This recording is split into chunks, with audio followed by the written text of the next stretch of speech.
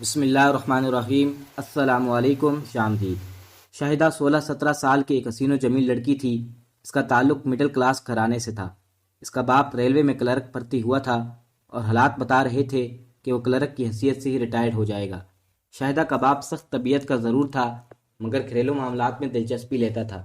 جو کچھ کماتا بیوی کے ہاتھ پر لا کر رکھ دیتا۔ اسے بیوی اور بیٹی سے محبت تو بہت تھی مگر وہ اظہار نہیں کرتا تھا۔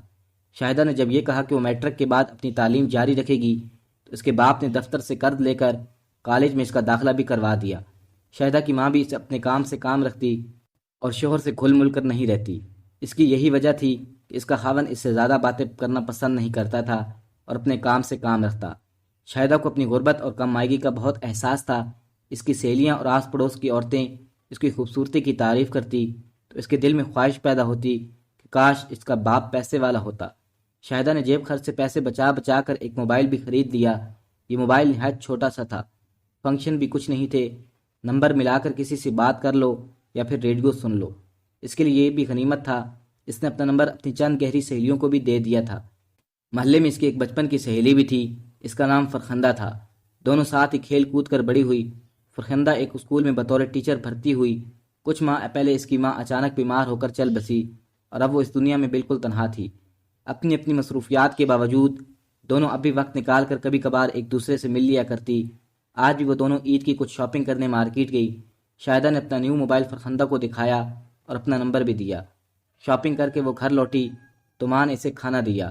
وہ بھی کھانے سے فارغ بھی نہیں ہوئی تھی کہ موبائل پر ایک اجنبی نمبر سے کال آئی۔ وہ سوچ میں پڑ گئی کہ اٹینڈ کرے کہ نہ کرے۔ اس نے بات نہیں کی۔ کھانا کھا کر وہ تھوڑی دیر آرام کرنے کے لیے بستر پر لیٹ گئی۔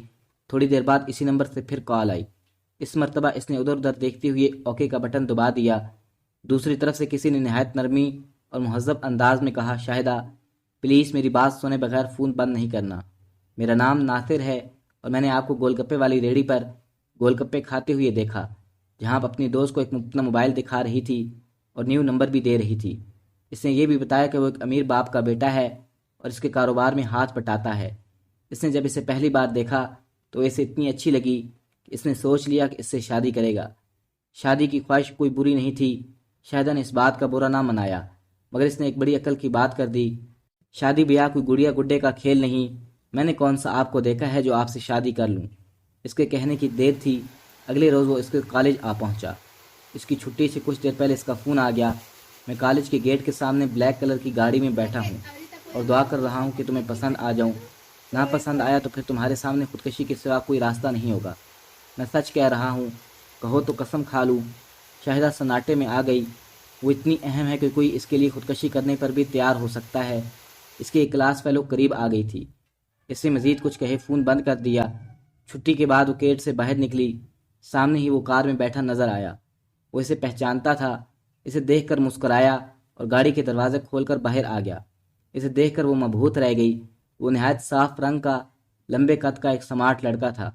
اس کے بال اس کی پیشانی پر بھرے ہوئے تھے، گلے میں ڈھیلی ڈھالی ٹائی جھول رہی تھی اور جسم پر موجودہ سوٹ خاصا قیمتی دکھائی دیتا تھا۔ وہ مسکراتی ہوئی اسے دیکھ رہا تھا۔ اس کا دل زور زور سے دھڑکنے لگا۔ وہ گھبرا کر جلدی سے کالج کی بس پر چڑھ کر اپنی سیٹ پر بیٹھ گئی۔ اس نے چور نظروں سے اپنے ارد گرد دیکھا، کوئی لڑکی بھی اس کی طرف متوجہ نہیں تھی۔ اس نے کھڑکی سے باہر دیکھا، وہ ابھی تک وہیں کھڑا تھا۔ ناصر اسے بے حد پسند آیا۔ اس کے بات کرنے کا انداز بھی بہت دلکش تھا۔ وہ اتنی نرمی اور اپنائیت سے بات کرتا کہ چاہتا تھا کہ وہ بولتا رہے اور یہ سنتی رہے۔ اس نے اپنی کئی سہیلیوں کے بوائے فرینڈ کی موبائلوں میں تصویریں دیکھی تھی پر خوبصورتی میں وہ ناصر کا عیش عشیر بھی نہیں تھے۔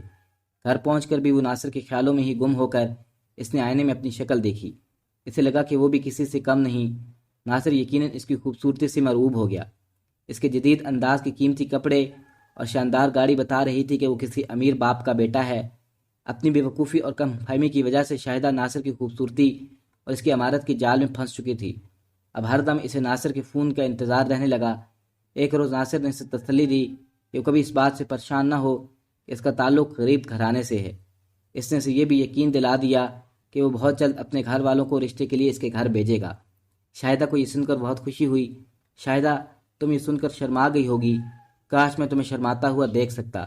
مجھے تم منع مت کرنا، میرے پاس ایک سمارٹ فون بیکار پڑا ہے، اگر کبھی ملے تو میری طرف سے قبول کر لینا۔ میں نے اس میں نئی سم بھی ڈلوا دوں گا تاکہ تم بے فکری سے تنہائی میں اسے استعمال کر سکو۔ میرا دن تو کسی نہ کسی طرح گزر جاتا ہے، مگر رات کو تمہاری بہت یاد آتی ہے۔ اپنی کچھ تصاویریں بھی مجھے بھیج دیا کرنا، جب تک شادی نہیں ہو جاتی انہیں دیکھ کر ہی دل بہلا لیا کروں گا۔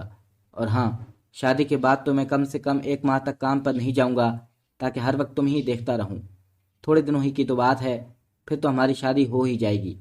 اس سے اگلے روز کی بات ہے کہ وجاہت کا باپ اپنی بیوی کو لے کر ان کے گھر آدم کا۔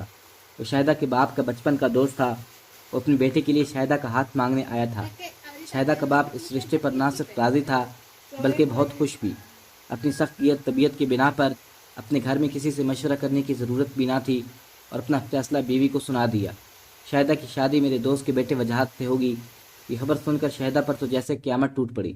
اس سے آنکھوں میں آنسو بھر کر ماں سے اس بات پر احتجاج کیا، اپنی ادھوری پڑھائی کا بہانہ بنایا، مگر اس کی ماں نے ہاتھ کھڑے کر دیے کہ میں تیرے باپ سے اس سلسلے میں کوئی بات نہیں کر سکتی، وہ مجھے پیچھے پڑ جائے گا۔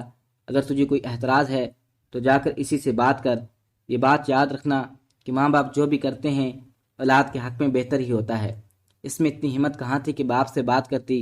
شاہدہ نے فوری طور پر ناصر سے رابطہ کیا اور اسے یہ خبر سنائی اور بولی، ناصر اگر تم کچھ کر سکتے ہو تو کر لو، اپنے گھر والوں کو ہمارے گھر بھیج دو، شاید ابا مان جائیں۔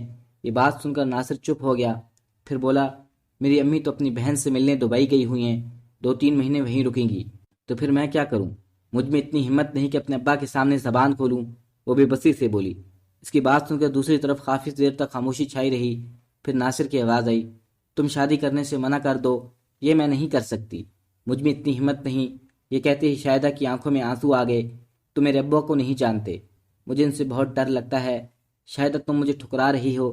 ناصر نے کسی قدر غصے سے کہا، اچھا ایسا کرو کہ موقع دیکھ کر مجھ سے کہیں مل لو، میری بڑی بہن صدر کے علاقے میں رہتی ہے، ہم دونوں ان سے ملنے چلیں گے، ہو سکتا ہے وہ کوئی حل نکال لیں۔ اس سے پہلے بھی ناصر نے اس سے کہیں باہر ملنے کو کہا تھا، مگر اپنی فطری بزدلی کی وجہ سے اس پر راضی نہ ہوئی۔ اس مرتبہ بھی وہ ناصر کے مطالبے کو صاف ٹال گئی۔ زیادہ بہتر یہ ہوگا کہ تم اپنی بڑی بہن کو ہمارے گھر بھیج دو تاکہ وہ رشتے کی بات چلائیں۔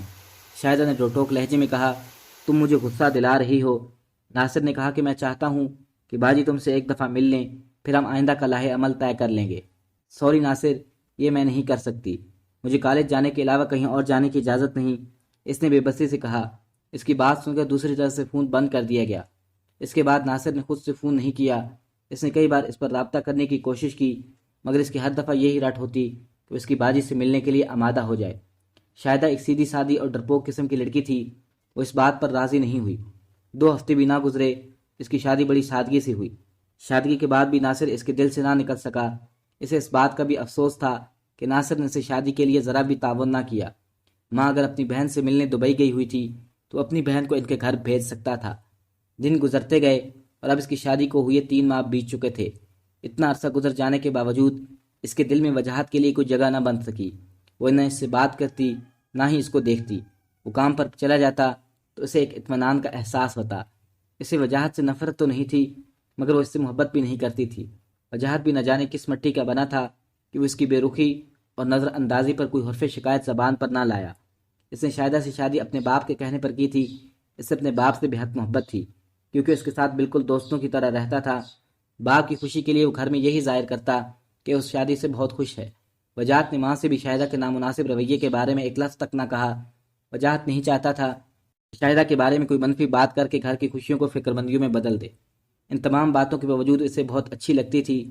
آج وجاہت شاہدہ کو اس کی ماں کے گھر چھوڑنے آیا۔ اس کی ماں اپنے داماد سے بڑی تپاک سے ملی اور بہت سی دعائیں دی۔